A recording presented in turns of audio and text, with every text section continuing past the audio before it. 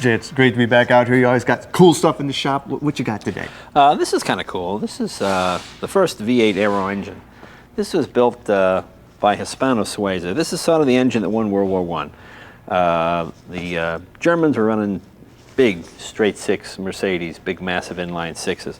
This was designed by a Swiss engineer named Mark Burkett.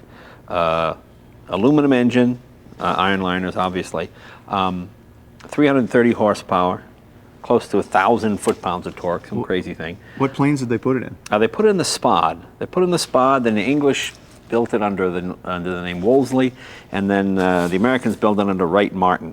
And you probably would recognize this engine if I cut half of it off, because what they used to do in the 30s, in the late 20s, and even up to the 40s, they would literally cut these engines half and run four-cylinder midgets or sprint engines. Oh, yeah. So that's where it's a shame a lot of them got cut up, because they're just great, great engines.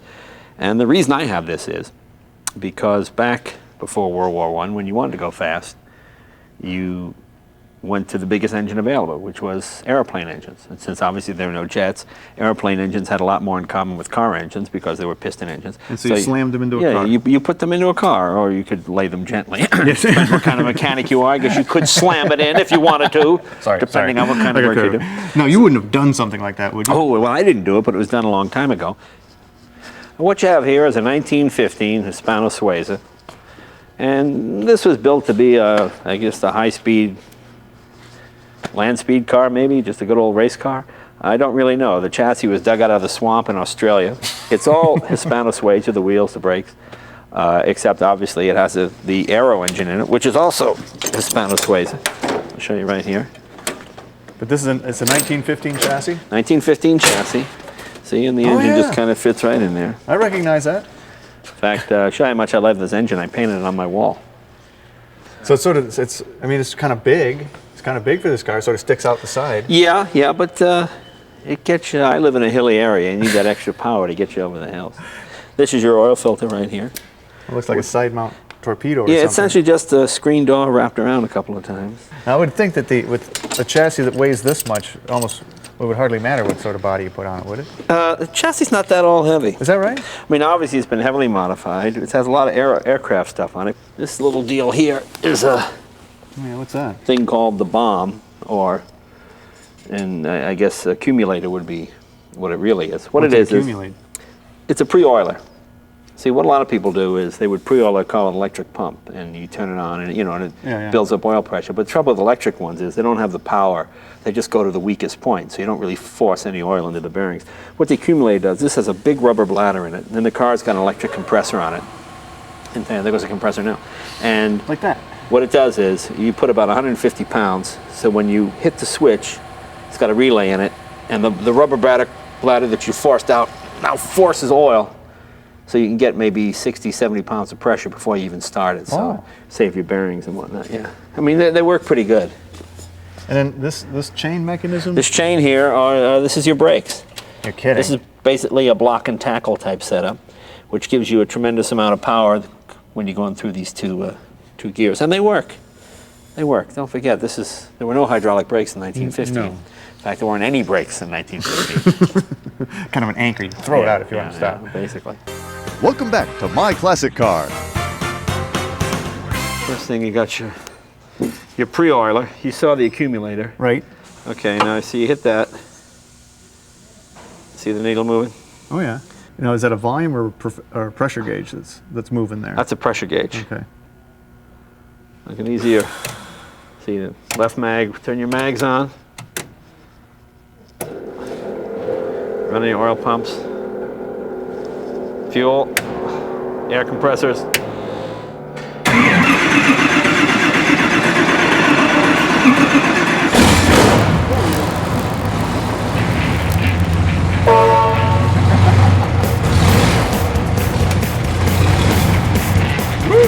Sounds good.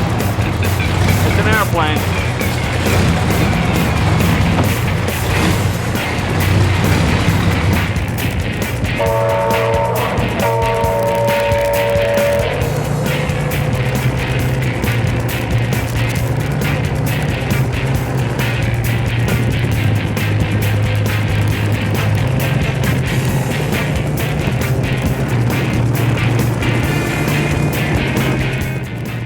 Man, this baby felt like it could lift off. The power this airplane engine cranks out is pretty amazing. And speaking of amazing, Jay's gonna actually let me drive this earthbound aircraft. Man, it's a long nose. Woo! I'm driving. Don't worry, it's fine.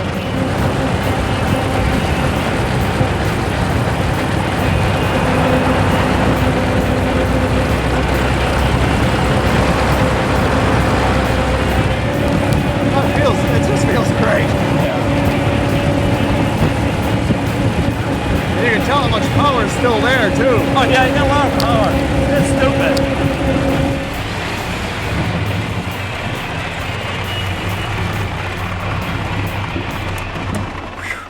So, it's a trip, but do you pick these cars based on the amount of damage they might do to my mustache? Yeah, that's basically what it is. Whoa, Jay, what a trip. This thing is great. It's a lot of fun. You're just taxiing your forever, whole life. That's right. what it is. Leno Air. You just taxi.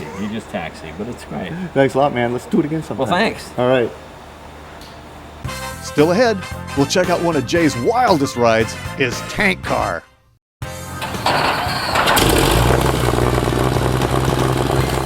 Jay, I love your shop. You always got such cool stuff. I know that's a steam engine. Yeah, that's a Stanley steam But engine. what is this? This is an M47 patent tank engine. This came out of a patent tank Korean War vintage. Everybody should have one of Everybody those. should have one of these. It's air cooled. That's the nice thing I like about it. It's 1,800 cubic inch. See, these are cam-driven fans right here, and these suck the air up in the cylinders. I mean, you've got all these little pieces of tin. You know, a lot of work went into these. I mean, it looks like scrap, but it's not, huh? No, what it is what these are is, being air cooled, you got to find the best way to get the air around the cylinders. Yeah. So you have to fit these pieces, and then they did a lot of research. And when these fans, they don't blow the air down; they suck it up from the bottom. So they pull it so it flows in and around all the cylinders. But look at the machine work on these.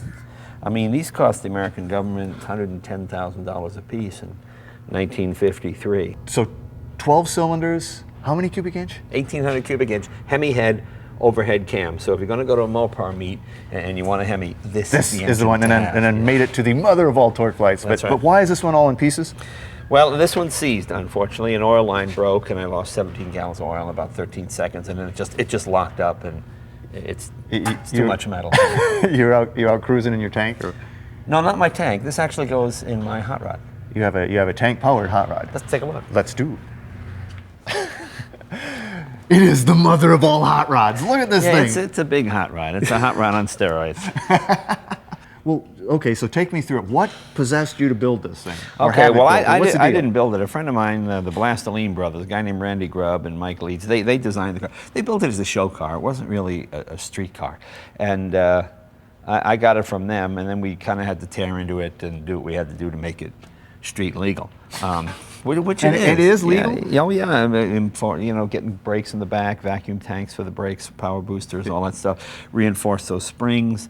Had to reinforce the chassis because it had so much torque. It was literally twisting itself apart. Let's take it from the top. What's the Okay. front end? I mean, it's huge. And the front end is that's just GMC truck axle. I believe that's a 7000 series. And all we did was it was nickel plated, just nickel plated it to give it that kind of looks very classic cool. look. Yeah. I like the nickel better than chrome. It looks richer. It's a little duller. It isn't quite that that shine. It goes nice with the aluminum body. Now that's the other thing. It's an all aluminum body, and it looks like it was hand hammered. Yeah. Randy is an artist. He did this. It's just bang, bang, bang, bang, bang. He did a nice That's job. a lot of work. I mean, I like seeing the welds. You see Yeah. the welds in here and all along the way and down the center. I mean, the little imperfections are sort of what gives it a patina. Okay, so now air-cooled engine, and this is a grill, but this isn't Well, really that's what we call the grill. faux The faux radiator. grill, the faux grill. The yes. full radiator. The faux- Actually, it does work as a radiator because we have an air cooler and a transmission cooler in there. So it's here, sporting the Chrysler badges. Right, is it right, right. pretty much the stock tank engine? This is the stock tank engine. It's 990 horse with about 1,600 foot-pounds of torque. So there's not much you can do to these. I mean, they were 600 hours to assemble each one. So if they break, you're better off going to an Army surplus guy and buying another one. And you've got a couple of them, right? Yeah, I bought a couple of spares. They're not real expensive. I mean, for $2,500, an engine that cost you originally $110,000, your tax dollars once again at work. This is where it goes. Thank you, America. Yeah. This is a great country or what? Oh, that's what I'm saying. Well, how about this? How about the carb setup? Is that? I mean, these are huge too. Those are giant Stromberg carburetors. The fun thing about it is the jets are the size of Indian arrowheads. You know, so if you drop one, it goes clang. Oh, and you can pick it up. Now, how about structurally? Like you say, this was a show car. Didn't even have rear brakes. Did you have to? What all beefing did you have to do to make it work? Well, we found out the first time we hit the gas that the chassis kind of went into the pretzel making mold. So we added those big struts on the side to kind of reinforce it. Kind of the Brooklyn Bridge effect. Yeah, there? little reinforcing underneath. It currently has a Greyhound bus Allison transmission, and Allison makes a terrific new 6-speed with a 50% overdrive. So I'm going to put that in here too, and hopefully in hopes of getting another maybe half a mile per gallon. And then speaking of that, that must be the tank there, Shelby Cobra Right, gas tank. got gas tank. That holds 35 gallons. That'll get you a good 80 miles before you have to fill that baby up again. Yes, sirree, Bob. As long as you're being responsible, That's right? the beauty, yeah. Well, back here to these meats in the back. I mean, what are the tires? The tires are off a garbage truck. Oh, that's nice. Yeah. They were 2 inches thicker than this. We actually cut 2 inches off just to lower it a bit. And what's the rear end in it? The rear end is Rockwell. That's, well, look at it. You're not going to break that thing. That's a nice thing. You can do burnouts all day long. You're not going to break that rear. So this engine was originally pushing a 50,000 pound Yeah, tank? 50,000 pound tank. So this now is a it's walk in the pushing a park. 9,500 pound car. So that's like putting a big block Chevy in a Mini Cooper. I love it. I love it. And it's street legal. Yes. And it runs. Depends what street you're on, but yes. Well, what do you say we take it out? Let's take it for a spin. All right.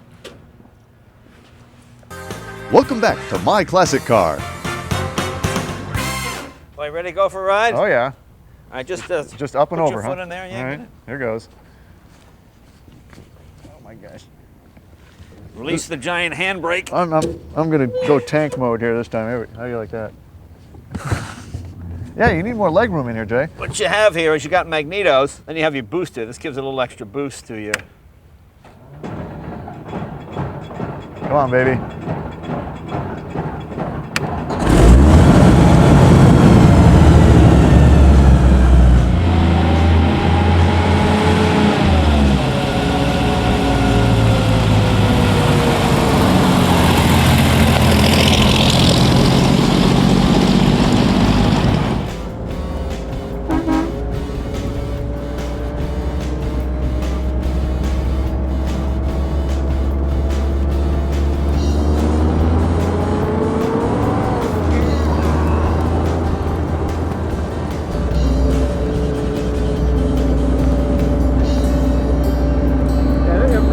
It looks like a cartoon or something. Yeah, it's hilarious.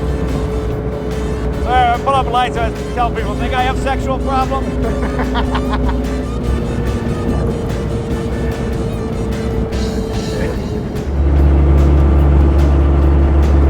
That warm breeze. It is warm. Kind of dries your eyes out a little Kind of bit. hot today.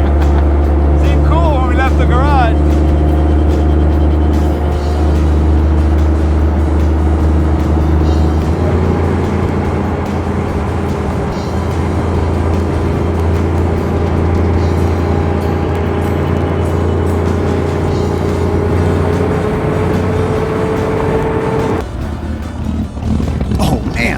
When Jay asked if I'd like to drive this totally radical roadster, I have to admit I hesitated for a moment. I mean, this thing's a monster. But then really, how could I pass up the chance to wrangle a tank-powered car around the streets of LA?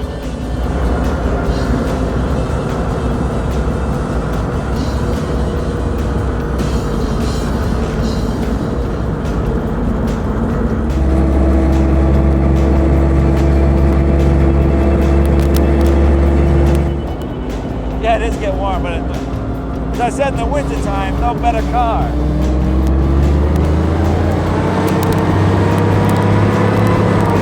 Stay in this lane.